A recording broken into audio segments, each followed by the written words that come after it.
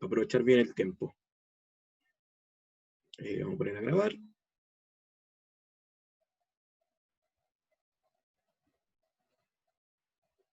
Vamos a revisar. Todo perfecto. Ya, entonces,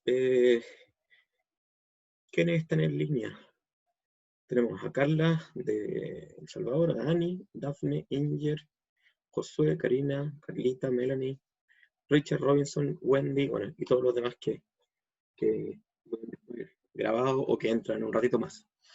Como empezamos, como hacemos todas las semanas, vamos a tomarnos unos segundos de silencio para preparar nuestra conciencia, ¿cierto? La idea del silencio es desconectarnos de lo externo, de lo que sea que estábamos haciendo antes de venir a la clase, y ponernos en sintonía del aprendizaje, del conocimiento, de la comprensión y de la energía, ¿cierto? Que el Zohar tiene para recargarnos esta semana.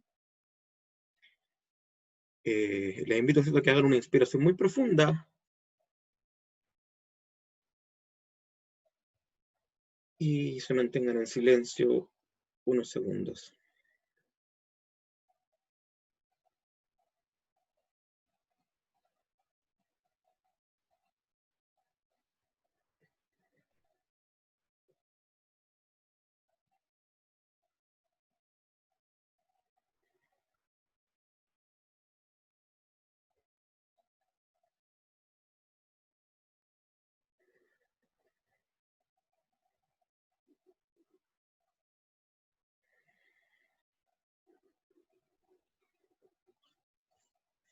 Deseo estudiar para que el estudio me lleve a la acción y a la rectificación de mis intelectos, mis emociones y mis instintos. Ken y Gratson. Amén. Ahí estamos. Entonces, porción 38 del estudio semanal. Sí, ya vamos bastante pasados de la mitad. Vamos casi ya llegando al final del libro de Bamidbar, del cuarto libro de la Torá, y nos encontramos con esta porción que es bastante fuerte, bastante potente. Me imagino que la leyeron, ¿sí? Ustedes saben, bueno, los que no saben se los vuelvo a recordar, en la página de kabalife.com, en la sección de Aprende, material gratuito, pueden descargar la porción de cada semana, ¿cierto?, de la Torá, en hebreo y castellano, para que la lean, la estudien y estén preparados para esta clase, porque obviamente yo no puedo contarles toda la porción en la clase. Sí vamos a contar una parte de la historia que es muy importante también para poder entender lo que el Zohar va a tener para enseñarnos, y porque de lo literal, como hacemos cada semana, vamos a sacar igual. Hay una enseñanza igual que se puede entender a partir de lo literal, y luego vamos a ir al Zohar, que nos va a profundizar mucho más. Lo que se nos cuenta esta semana es que hubo un conflicto, ¿cierto? Hubo un conflicto de intereses, un conflicto nacido desde el ego en el Israel de hace 3.500, 3.600 años atrás, ¿cierto? En el desierto. Antes de empezar, me gustaría, si me recuerdan, alguno de ustedes me puede apoyar con esto, ¿cierto? Estas preguntas son para hacer andar el motor. Si recuerdan que el pueblo de Israel estaba dividido en tres grandes grupos de personas, como tres castas, por decirlo así, ¿cierto? Habían 12 tribus, pero dentro de este orden de 12 tribus había tres niveles. ¿Alguien se acuerda cuáles son estos tres niveles?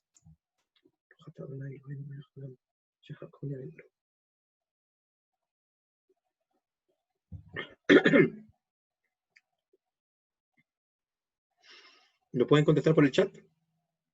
Si se acuerdan cuáles son los tres niveles que existían, tres grupos de gente que existía en Israel y que también explicamos que existen en nosotros, ¿sí?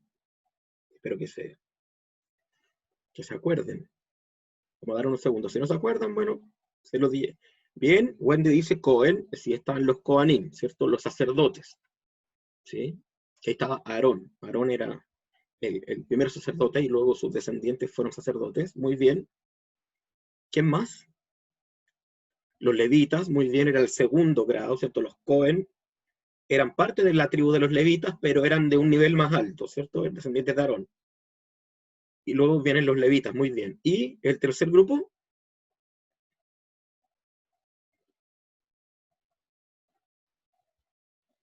los que encienden las velas son los mismos Cohen, los Kohanim, Paula, sí, es lo mismo, el grado más alto, son los que encendían las candelas dentro del templo. El tercer nivel es Israel, los israelitas. Todo el pueblo se llama Israel. Dentro del pueblo de Israel había un grupo particular que eran los levitas, ¿cierto? Que eran los que servían en el templo. Y dentro de los levitas había un grupo más particular que eran los Kohanim, los sacerdotes. ¿Por qué estoy recordando esta división? Que era una división más bien funcional y de responsabilidades, ¿cierto? Donde los Kohanim, los sacerdotes, se dedicaban a labores sagradas solamente y a educar, ¿cierto? A enseñar. Los levitas se dedicaban a todas las labores del templo, las labores prácticas del templo, la música, los cantos, asistencia con los sacrificios, etc. Y también a trabajar con la gente.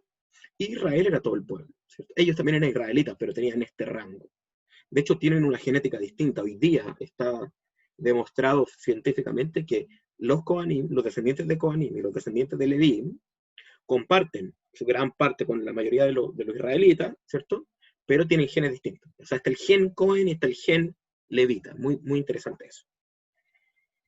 Entonces, el conflicto que ocurrió en este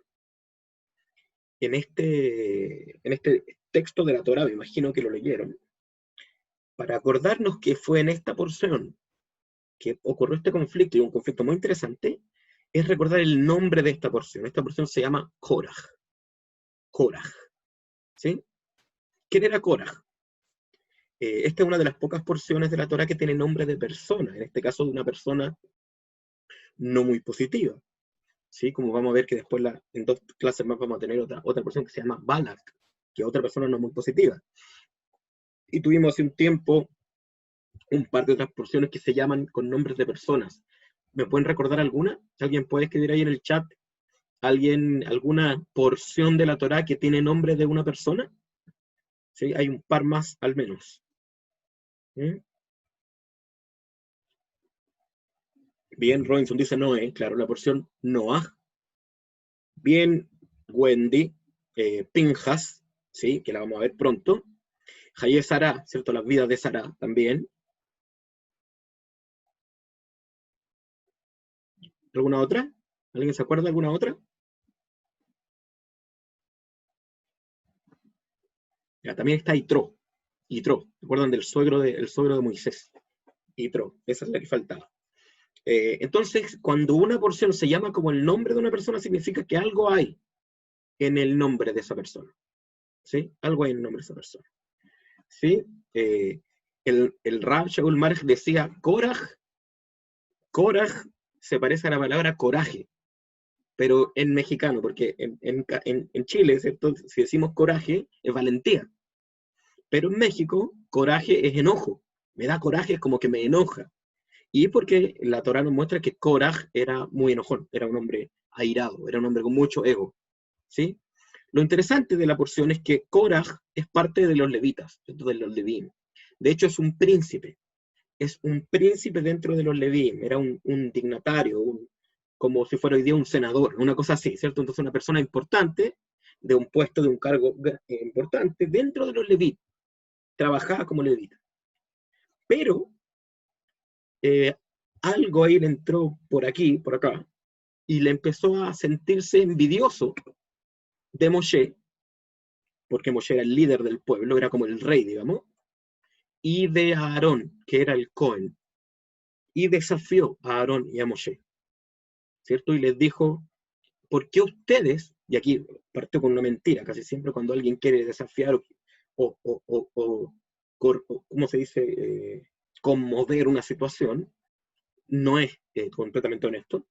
Entonces les dice, ¿por qué ustedes se pusieron por encima del pueblo? ¿Por qué ustedes se autonombraron líderes? Algo así es lo que les dice, ¿cierto? Así como, aquí nunca hicimos votaciones, aquí a mí Dios no me dijo nada, aquí parece que Dios se lo dijo a ustedes nomás, entonces, ¿cómo puede ser? Y empezó a armar toda una polémica en contra del liderazgo de Moshe. y de Aarón.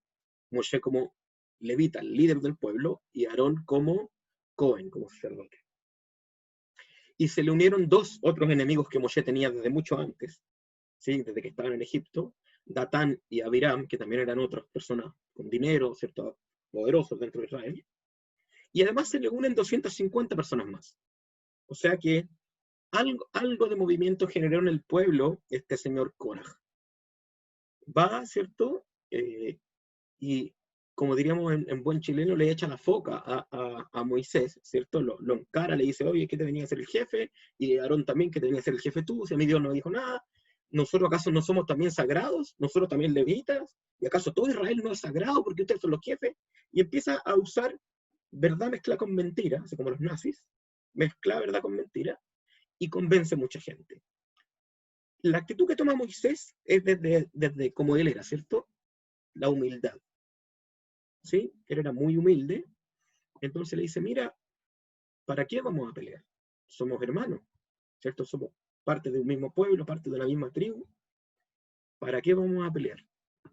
Le dice, que Dios decida. Si Dios dice que yo ya no soy más el líder y que Aarón tampoco es más el Cohen, perfecto, nosotros dejamos de lado el tema y que Dios decida. Korah se conflictó con el tema y dijo, ¿qué? Que Dios decida. Entonces coincidieron en que al otro día de la mañana se iban a juntar afuera del templo, en la entrada del templo, esto por instrucción divina, y Dios iba a decidir quién era quién. ¿Cierto? Entonces, los levitas que estaban, ¿cierto? Con Korah y todo, llevaron su incensario, ¿cierto?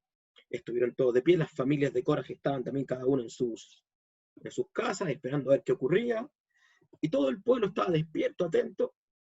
Entonces, llega la mañana, ¿cierto? Se encuentran frente, estoy resumiendo, ¿ah?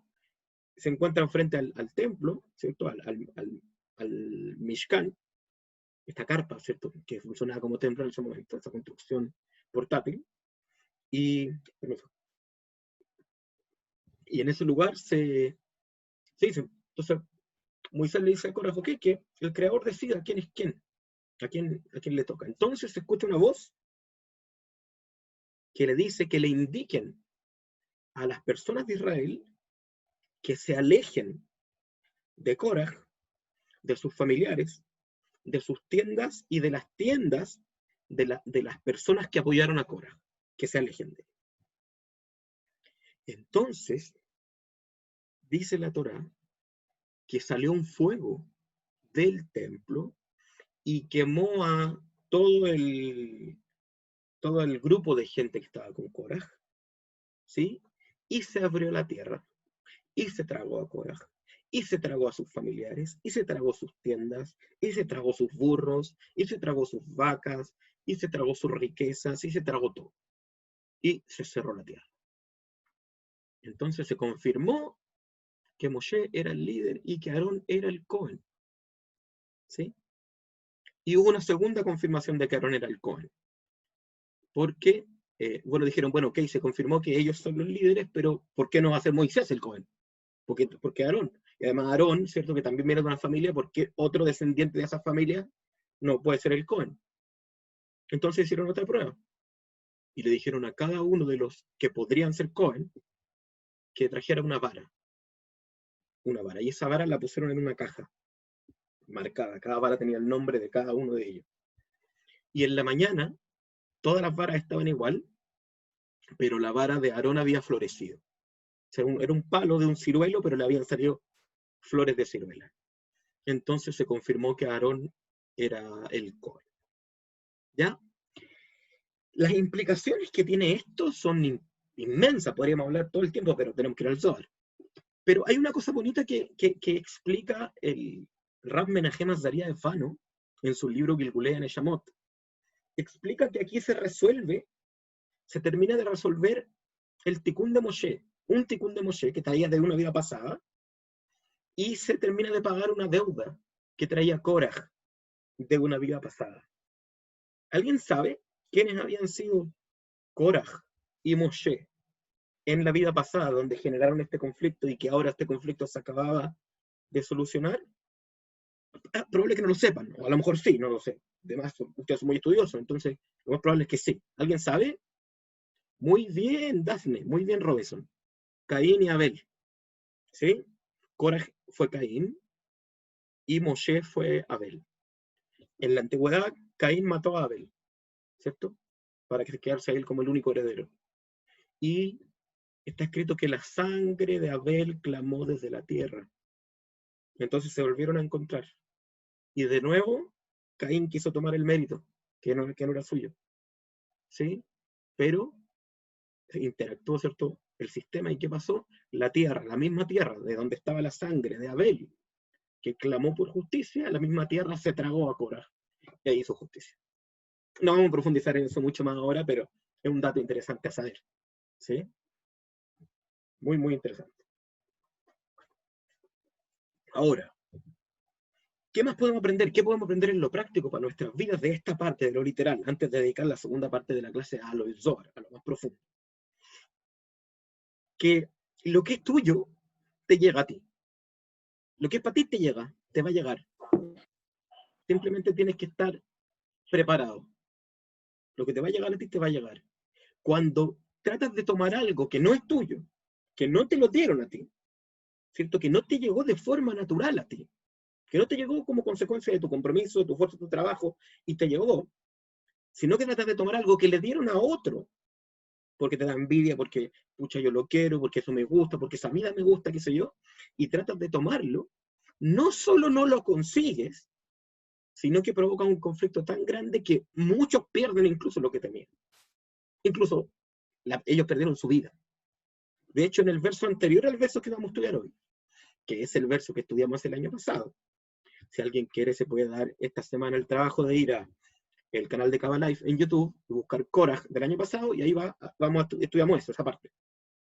Donde al final, si tú quieres un trabajo, por ejemplo, comprométete contigo mismo, haz el esfuerzo, haz todo lo que está en tu camino por el camino correcto. Y si es para ti, va a llegar. Y si no, si lo tratas de tomar por la fuerza, por la manipulación, tratando como con ideas solapadas o como manipulando, capaz que te llegue, pero termines pasándola peor y haciendo que otros sufran. ¿Qué hay que aprender de acá? Que es muy importante. Los deseos de nuestro corazón, por algo surgen, ¿sí? O sea, por algo surgen deseos. Los deseos vienen de arriba. Hay deseos del ego, ¿cierto? Pero hemos dicho más de una vez que los deseos del ego son más fáciles de reconocer cuando sabemos que solo van a satisfacernos a nosotros. Solo tienen que ver con cumplir nuestros caprichos o con satisfacernos a nosotros y no con generar un bien común. Pero la gran mayoría de nuestros deseos sí tienen un origen en la luz, en nuestra alma. Por ejemplo, si alguien quiere casarse, alguien quiere tener hijos, alguien quiere ser un empresario, alguien quiere publicar un libro, alguien quiere enseñar Kabbalah, alguien quiere ser terapeuta, alguien quiere ser, lo que sea, es un deseo y está bien, y surge de la luz. El tema es que los deseos se consiguen a través de preparar la conciencia, o sea, de crear una vasija. Si yo tengo un deseo en mi vasija, si no lo he recibido porque mi vasija aún es pequeñita, no está preparada, no es suficientemente fuerte o no es suficientemente grande para recibir esa luz. ¿Sí? Hay una ley de causa y efecto, ley de afinidad de forma, funcionan. Si el universo no puede estar vacío, no hay vacío en el universo. Si yo creo una vasija y la vasija tiene el espacio suficiente, esa vasija se llena. ¿Sí? Si tengo un deseo y aún no se llena, quiere decir que esa vasija no está lista. Tengo que seguir trabajando en ella. ¿Sí? Me gustaría ganar más dinero. Ya. ¿Vas a robar para ganar más dinero? Claro que no. Podría hacerlo, pero no el camino. ¿Qué vas a hacer? ¿Te vas a partir el lomo trabajando para ganar más dinero? Podría ser, pero sabemos que no es el mejor camino. Te va a terminar teniendo consecuencias secundarias, ¿cierto? Daños colaterales. ¿Qué tenemos que hacer? ¿Alguien puede responder? ¿Alguien puede responder en el chat? ¿Qué tendría que hacer si quiero ganar más dinero? Desde el punto de vista de la Kabbalah, para cumplir ese deseo, que es un deseo bueno. Querer tener más dinero está bien. Josué está diciendo una cosa, una clave, dar dinero. Quiero que me den, tengo que dar, compartir, ¿cierto? Por ejemplo, una de las claves es diezmar, como dice Robinson, hacer que otro gane, como dice Carlos, dar el diezmo, dice Daphne, agrandar la vasija, ¿cierto? Diezmar. Diezmar es una clave, hay muchas otras, pero una ya sabemos. Entonces, si yo quiero ganar más dinero, ¿qué voy a hacer? ¿Voy a robarlo? No. ¿Qué voy a hacer? Voy a tomar el diezmo y lo voy a dar. Robinson dice desear, pedir, nosotros no usamos el término pedir porque pedir es desde la carencia, desear abundancia para poder compartirla, reconocer que todo proviene de la luz y no de nuestro trabajo. De hecho, la gente que más trabaja es la que menos dinero tiene. ¿Sí? Gente en África, gente en Tailandia, en China, no sé. Daphne acaba de dar una clave, justificar el universo para qué lo quieres. Que me encanta ver cómo los estudiantes ahí dan respuestas tan precisas. Justificar el universo para qué lo quieres. Quiero más dinero, ¿para qué lo quieres? Demuestra que lo quieres para eso. ¿Verdad? Quiero más dinero porque quiero ayudar a los demás. Con lo que tienes hoy día, ¿estás ayudando a los demás? Sí, pero es que muy poco. Bueno, pero ese poco, hazlo. En verdad quiero casarme. Perfecto. ¿Te estás preparando para casarte? ¿Estás lidiando con tu ego? ¿Estás pensando en lo que significa vivir con otra persona? ¿Estás actuando como una persona que puede vivir en pareja? Y así. ¿Sí? O sea, no hay para qué quitarle a otro o pelear con otro por algo. Si alguien tiene algo, es de él. Es de esa persona.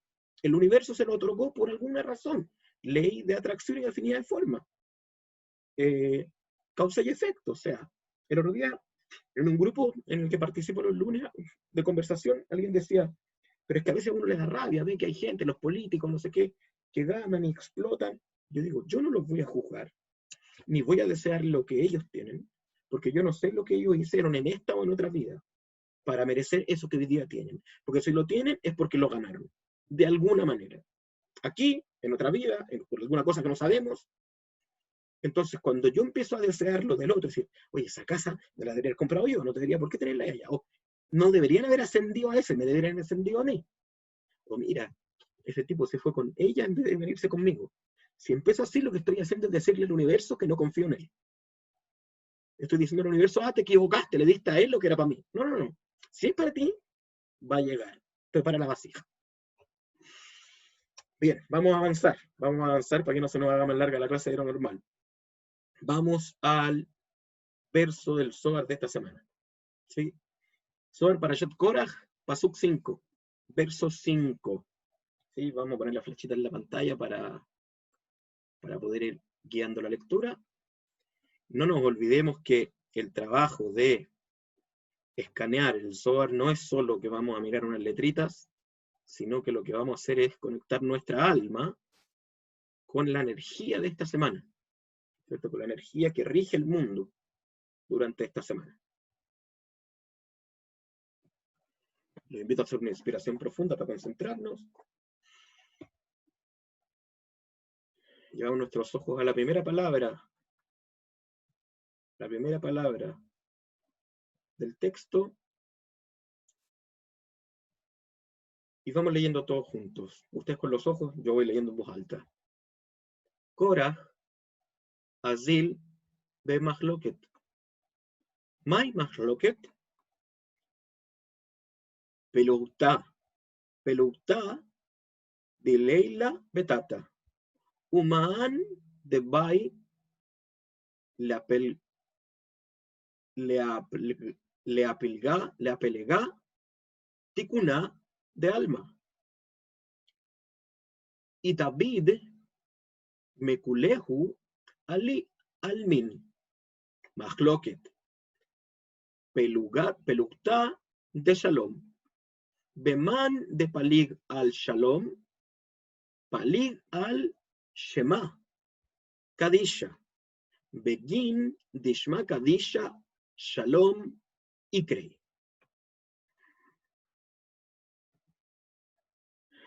Lo leemos en castellano. Dice, Korach se volcó al conflicto.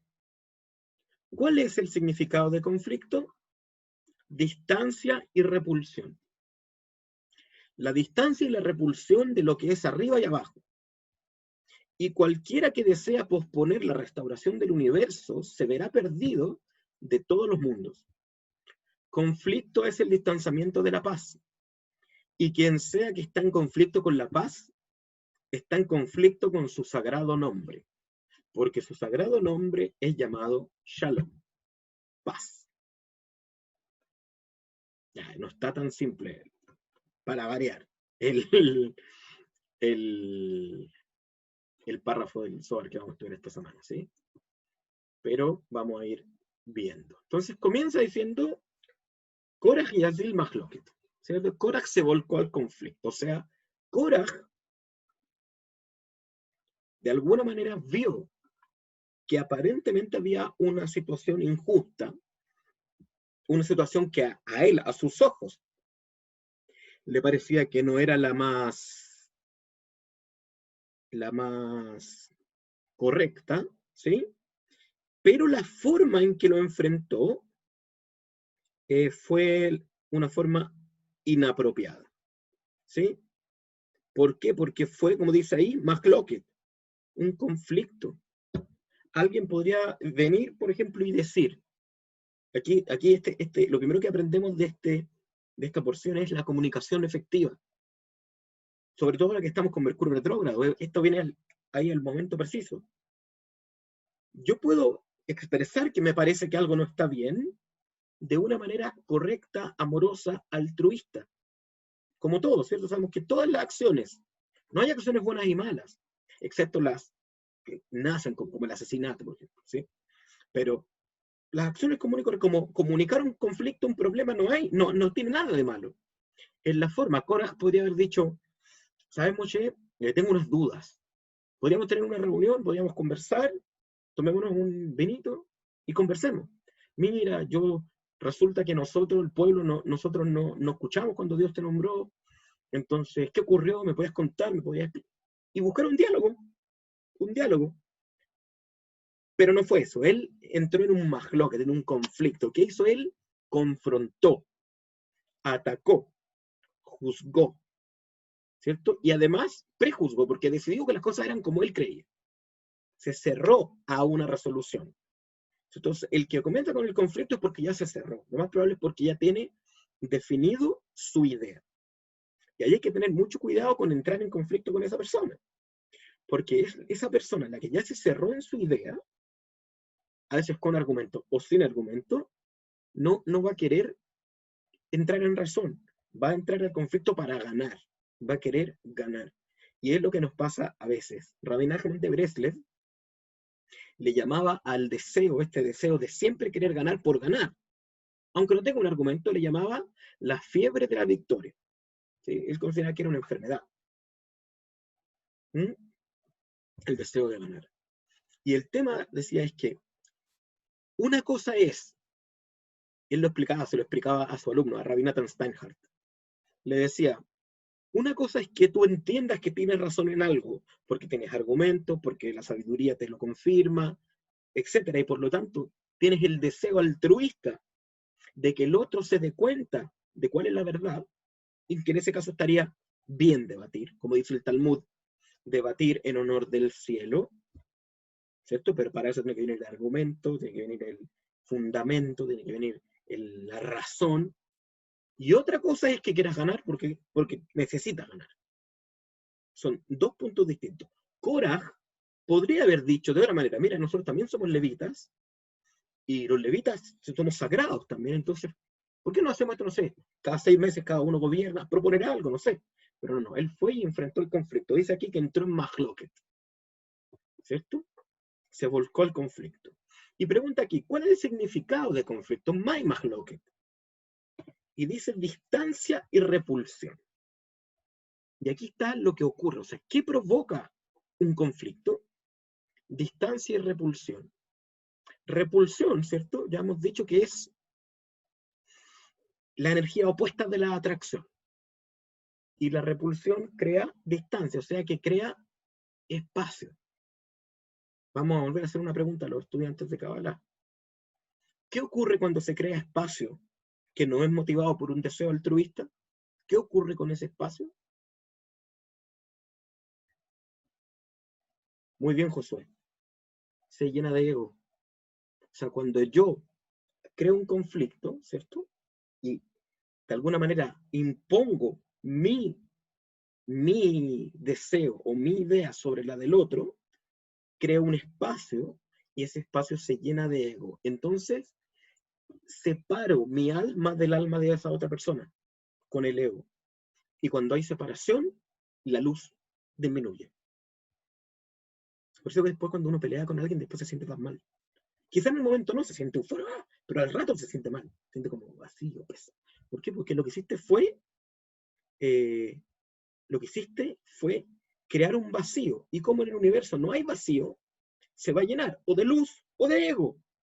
Como ese espacio, ¿cierto? Como ese espacio fue creado desde el ego, se llena de ego. Porque la única forma de crear espacio que no sea para el ego es cuando hay un deseo altruista y ese espacio se llena de luz. Como por ejemplo hubiera sido que Korah hubiera propuesto una reunión pacífica, altruista, amable. Quizá hubiera generado luz y hubieran resuelto otra cosa, a lo mejor le hubiera pedido disculpas, o sea, Moshe, me equivoqué, discúlpame. Moshe hubiera dicho, por supuesto, te perdono, está todo bien, amigos de nuevo, y nadie hubiera muerto, por ejemplo. Se hubiera resuelto con luz en vez de con ego. Entonces, y luego dice la distancia y la repulsión, ¿cierto? O sea, este distanciamiento que se provoca entre dos personas y que luego lo vamos a llevar a la persona propia, un distanciamiento interno, siempre vamos escalando, profundizando los distintos niveles del conocimiento. Dice la distancia y la repulsión, en hebreo dice de Leila Betata, de arriba y de abajo. O sea que la distancia que se genera con otro, en cuanto a la emoción, en cuanto al conflicto, también genera una distancia arriba. O sea, desconecta a la persona no solo de la otra persona, desconecta a la persona de la luz, momentáneamente, de la luz de arriba. Por eso, por ejemplo, en otra parte del Zohar, ¿cierto? Que alude también a una parte del Talmud, está escrito, dice, azur, ocupa la palabra azur, prohibido, dice. Es fuerte la palabra, pero, ¿cierto? Como no debiera mirar, dice, la cara de una persona enojada. No mires la cara de una persona que está enojada. Dice, ¿por qué? Porque el enojo corta su conexión con la luz. Entonces, lo que vemos cuando vemos su cara es al ego, la cara del ego. Por eso la gente pone tan fea cuando se enoja. Porque es la cara del ego la que percibimos a través de su rostro. Entonces, ¿qué dice acá? Que cuando genera un conflicto con otra persona, ¿cierto? Cuando o actúo activamente generando un conflicto, o respondo conflictivamente, que también puede ser. Porque también podría ser, imaginémonos hipotéticamente, que Korah viniera amablemente. Moshe, me gustaría hablar contigo del tema este de que tú eres el jefe. Y Moshe, en vez de contestarle, no peleamos, que Dios decía, le diga, bueno, yo soy el jefe nomás, pues si no te gusta, te puedes ir de acá. ¿O qué me quería quitar el puesto? Pues hubiera habido Mercurio retrógrado. Entonces, también ahí el conflicto hubiera venido de la respuesta. Entonces, lo primero es, siempre que haya algo que solucionar, desde el altruismo, generando vasijas de luz. También al revés, no leas entre líneas, no interpretes de lo que te están diciendo. Nunca veas una segunda intención. Puede que el otro la tenga, pero no la veas. Te dice, oye, quiero conversar contigo. Ah, perfecto, conversemos. Oye, ¿sabes qué pienso esto de ti? Ah, perfecto. También es lo que piensa de mí. No veas segundas intenciones. Sí, porque generas distancia. Al generar distancia de tu hermano, del otro humano, generas distancia de la luz. Y, pum, ego entra ahí también. Te separas, te sientes mal. A veces, un simple conflicto corta tu conexión con algún aspecto de la luz importante y te puedes enfermar, perder un negocio, pelear con tu pareja, qué sé yo. Como consecuencia de que te desconectaste de la única fuente de la que viene toda la bendición y toda la satisfacción, de la luz, de nuestra alma. Y continúa, aludiendo a algo que es lo que estaba provocando. Dice, y cualquiera que desea posponer la restauración del universo, ¿sí? Dice, ticuna de alma, se verá perdido de todos los mundos.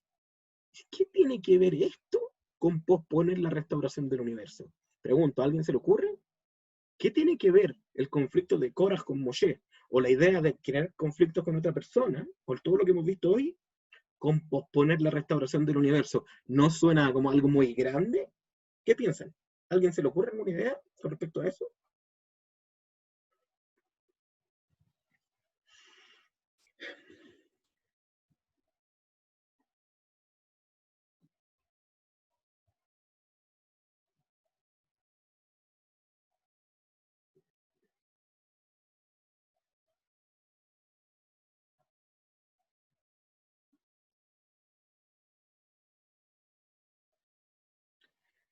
Melanie propone, ¿el conflicto sigue en otras generaciones?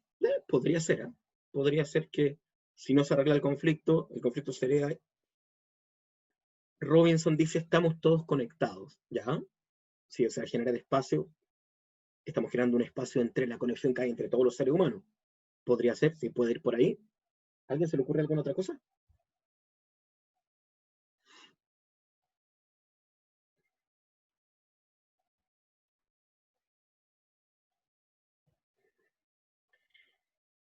Ocurre lo siguiente. Ah, mira lo que dice Ariel Cohen, Carla, de El Salvador, dice, porque con nuestros actos retrasamos el despertar de nuestro prójimo. También podría ser. Para esto hay que entender qué es la restauración del universo, qué es Tikkun Alma, o qué es el Tikkun Olam. ¿Sí? Vinimos a este mundo, nuestras almas vinieron a este mundo que es un mundo de fragmentación, consecuencia de la explosión de la vasija original, original, del alma única. Y nuestro camino, nuestro trabajo es reparar eso. Cada acción altruista que hacemos repara, recupera una chispa, genera una conexión. Por lo tanto, el que hace un conflicto, ¿qué hace? Lo contrario. Actúa en contra. Entonces, fíjese que no dice que lo pospone, dice que desea posponer. No es que a conciencia desea, deseo posponer el tikkun, no. Pero si hace un conflicto es porque lo desea. Nadie hace algo que no desea. Eso tiene que estar súper claro. Nadie hace lo que no quiere. ¿Alguna vez han sentido que están haciendo algo que no quieren hacer? Esto no es lo que yo quería hacer. Eso no es lo que quería decir. Oye, no sé por qué hice eso. Si quería hacer esto otro. ¿Les ha pasado?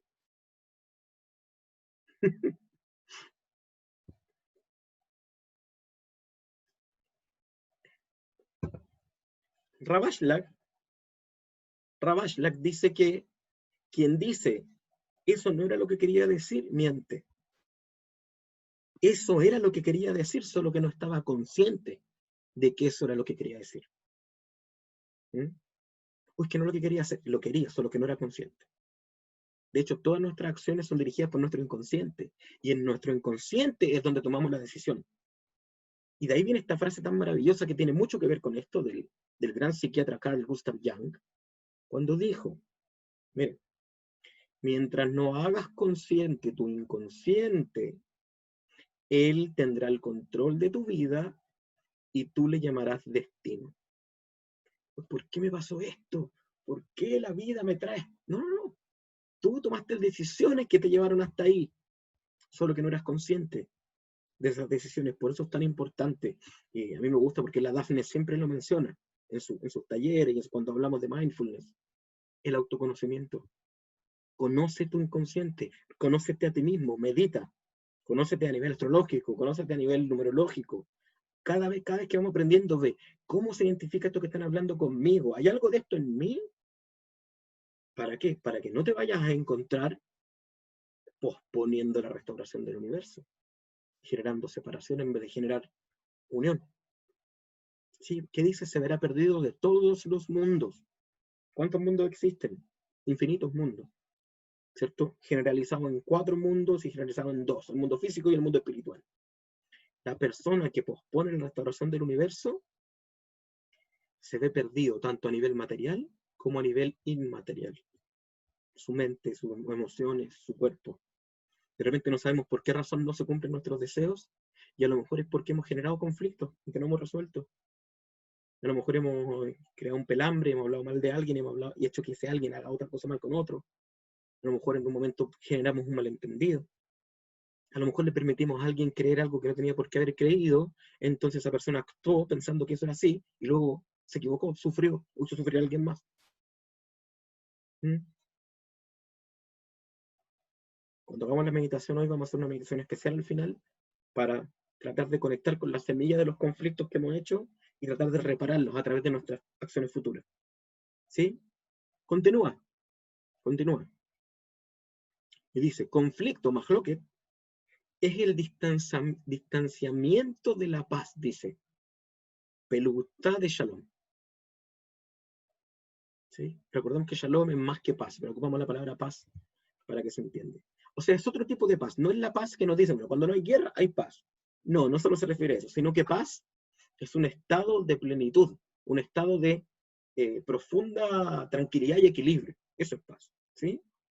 Y quien sea que está en conflicto con la paz, o sea, quien que hace conflicto, por lo tanto, no está en paz, está en conflicto con su sagrado nombre.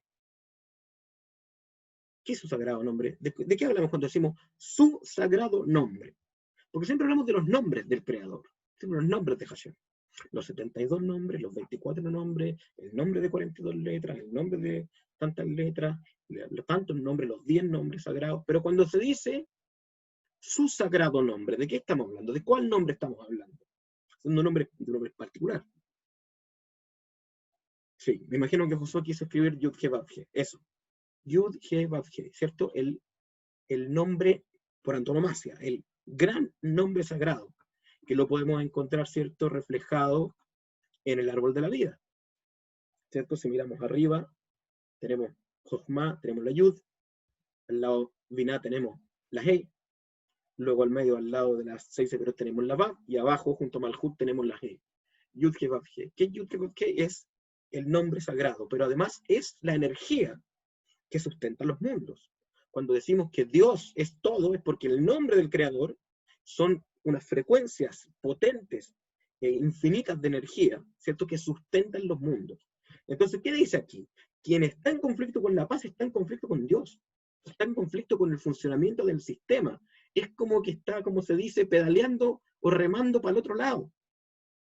¿Por qué? Porque su sagrado nombre es llamado Shalom. Está más de una vez mencionado en la Torá, que el Creador es llamado el Shalom. O sea, Dios paz. O Shalom, el Shalom. ¿Sí? Pero también cuando uno dice Shalom para saludar a alguien o para despedirse, lo que le está deseando es que Dios sea contigo. ¿Sí? Que el sistema se vuelque para bien hacia ti. Y hay otra forma que yo le he estado dando vuelta esta semana y como que cuando encontré este verso dije, aquí tengo una oportunidad de explicarlo. Todavía nos quedan 11 minutos, así que nos da suficiente para explicarlo. Acabamos de hablar de los conflictos, ¿cierto?, con otras personas. Cuando generamos conflicto con otras personas o respondemos conflictivamente, ¿qué es lo que ocurre? Generamos espacio para el ego, nos separamos de la luz. ¿Sí? Pero también está el conflicto interior. El conflicto, como dice ahí, Dileila Betata, que es lo que podríamos llamar, extrapolándolo a nuestra vida personal, el conflicto del deseo con el conflicto del deber. El deseo con el deber. Que es lo que enferma a la mayoría de las personas y que es lo que nos hace sufrir tanto. ¿Mm? Como dijimos antes, ¿cierto? Hay deseos que vienen del ego y hay deseos que vienen del alma. Y estos deseos podemos reconocerlos, ¿cierto? O sea, los deseos del ego, ya dijimos, son deseos que claramente uno puede notarlos porque solo podrían traer conflicto y separación, ¿sí? Y los deseos del alma son válidos, son genuinos. ¿De dónde vienen los deseos del alma? ¿Alguien me lo puede recordar? ¿De qué grado del sistema divino vienen los deseos del alma?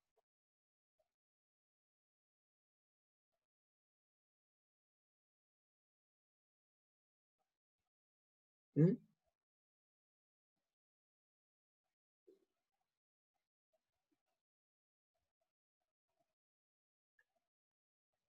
¿No? ¿De Keter no? Keter no se relaciona directamente con nosotros.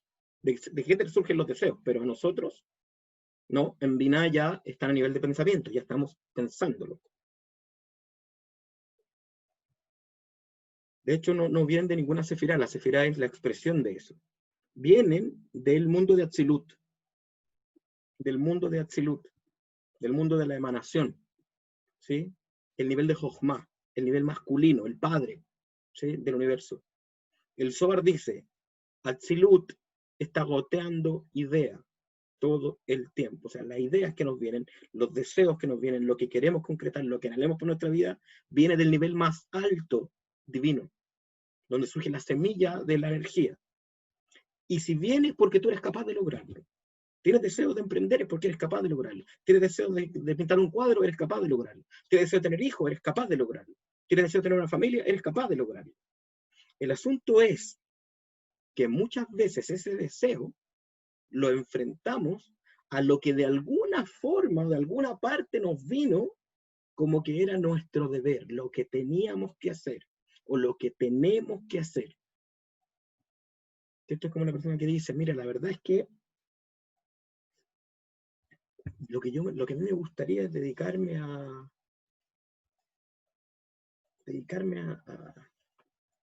la agricultura, ¿sí? Tener un huerto, ¿cierto? Y vender la frutita, intercambiar y vivir de eso. ¿Y por qué no lo hace?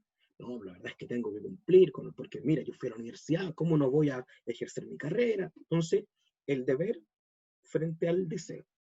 Y que de una forma mucho más cercana lo podríamos entender como el deber frente al placer.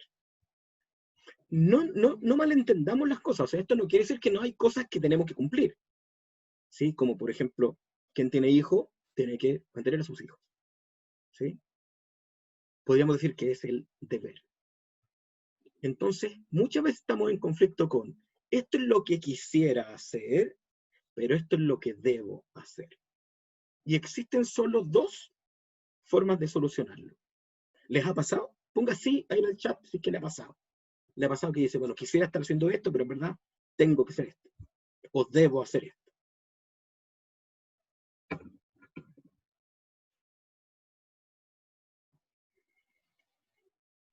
Sí, a todos nos ha pasado, ¿cierto? Voy a poner un ejemplo para que se entienda cómo es que esto funciona. Voy a poner un ejemplo personal que puede servir. Cuando yo me enteré de que mi hijo Gaspar iba a venir a este mundo, yo no lo esperaba. No esperaba tener otro hijo en ese momento. Y cuando me lo dijeron, es decir, la mamá de Gaspar me dijo, mira, si tú no quieres hacerte cargo, está bien, no te hagas cargo, solo te estoy cumpliendo con mi deber de avisarte. Entonces yo le digo, ¿cómo no me voy a hacer cargo? Y en un momento, claro, lo primero que viene es, bueno, la responsabilidad, el deber. Pero luego dije, mi hija, en la relación que tengo con mi hija, el amor que uno experimenta en la relación con un hijo es tan grande que cómo no voy a querer hacerme cargo. ¿Se entiende la transformación? Está lo que la sociedad te dice o lo que ella podría haber esperado, que diga, no, pues que es tu deber como padre cumplir. Si lo hago desde ahí, ser padre sería un peso para mí. Sería una carga y sufriría con el ser. Sufriría con tener que mantenerlo económicamente, sufriría con que... Pero no, es mi deseo. Entonces, la forma más sana de, de eliminar el conflicto, porque se crea un conflicto en nuestro interior y ese conflicto genera ego, genera espacio, y ese espacio genera ego y ese ego nos provoca sufrimiento, es aprender a querer lo que tengo que hacer, aunque sea momentáneo. Mira, todavía tengo que trabajar en tal cosa porque estoy trabajando en mi proyecto. Perfecto. Empieza a trabajar en desear eso que todavía tienes que por deber cumplir, para que ya no sea tu deber y sea tu deseo. ¿Sí? La otra forma es un poco más ruda. Deja de hacerlo. Así de simple. O simplemente haz lo que quieres hacer. Por ejemplo, el otro día alguien me decía, mira, ¿sabéis que hace un tiempo atrás me regalaron una champaña? Puede ser una tontera, pero es una enseñanza profunda. Me regalaron una champaña y tengo tantas ganas de tomarla, de tomarme una copa de champaña, pero estoy sola y el resto no sé si me la tome. ¿Qué tendría que hacer esa persona para estar saludablemente, emocionalmente, mentalmente, en paz consigo misma y sin este conflicto? ¿Qué tendría que hacer? ¿Qué piensan ustedes?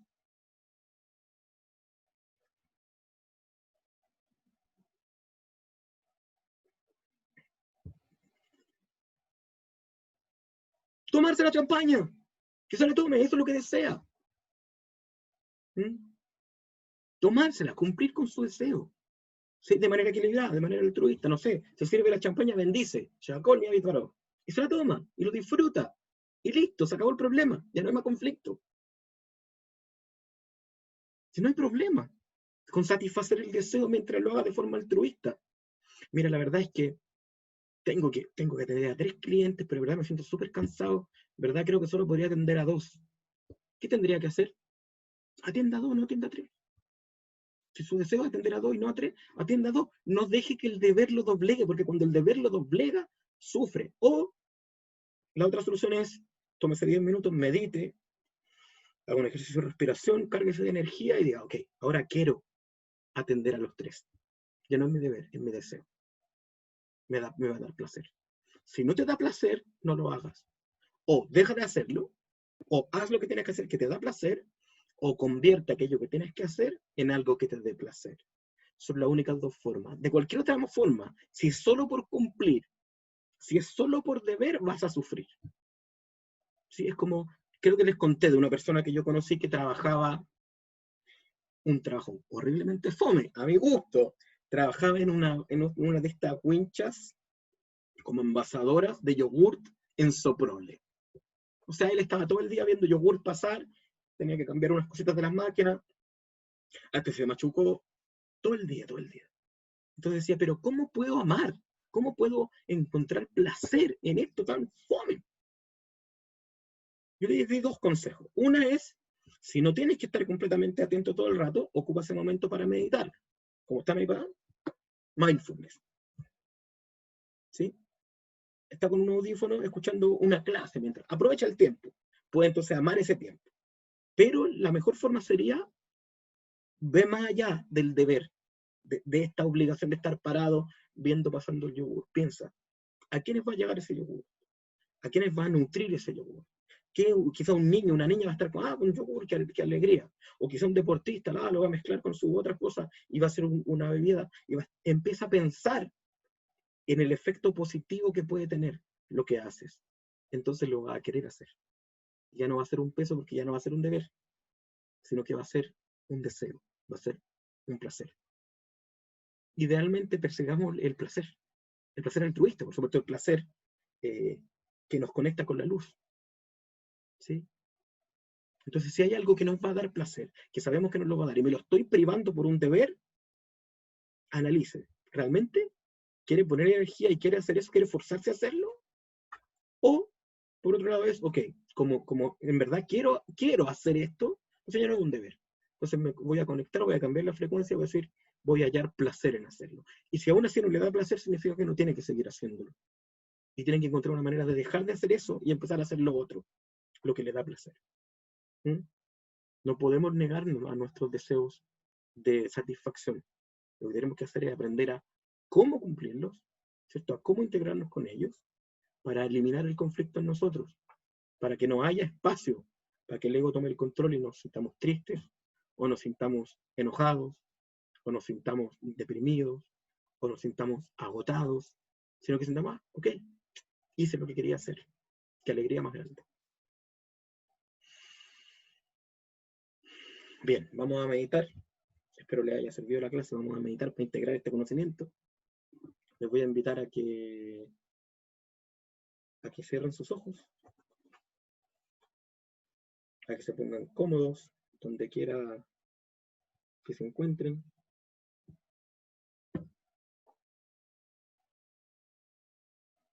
Tomen conciencia de su cuerpo, la espaldita derecha, las manos cómodas. Inspiramos profundo para conectar con este momento, para ir integrando el conocimiento que hemos recibido.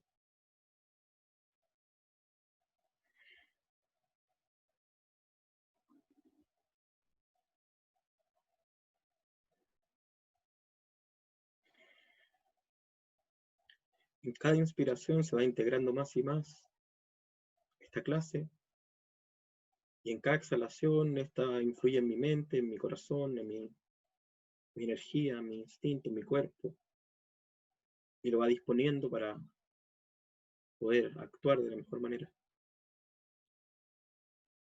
Comienzo a integrar la idea de que ya no tengo que hacer tal cosa, o ya no debo hacer tal cosa, sino que ahora deseo hacer tal cosa, o deseo no hacerla más. Deseo cumplir con tal y satisfacer tal deseo, tal placer. Deseo hacer tal o cual cosa. Responderé a los deseos de mi corazón de manera altruista, de manera consciente, de manera amorosa. Y si por circunstancias de la vida me veo forzado a cumplir con un deber, trabajaré en convertir ese deber en un placer, para que sea mi deseo y por lo tanto me traiga satisfacción, traiga luz y elimine el conflicto en mi interior, para llevarme a un estado de paz. Muy concentrado, muy conectado con mi respiración, me voy a permitir disfrutar de este momento de paz. Voy a dejar que la energía fluya por mí.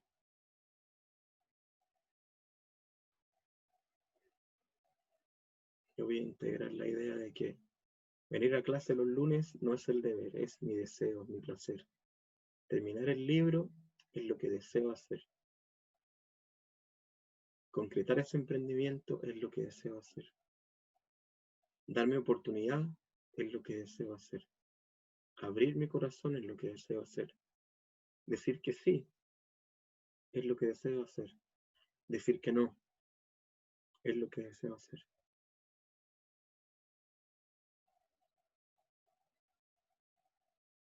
Y Giratson Milfaneja, que sea el deseo delante del sistema divino, que podamos vivir conforme a nuestro deseo altruista, hoy y cada día. Hacemos una inspiración muy profunda para integrar todo esto. Mantenemos un momento, dejamos que esto vibre en nuestro interior y liberamos lentamente.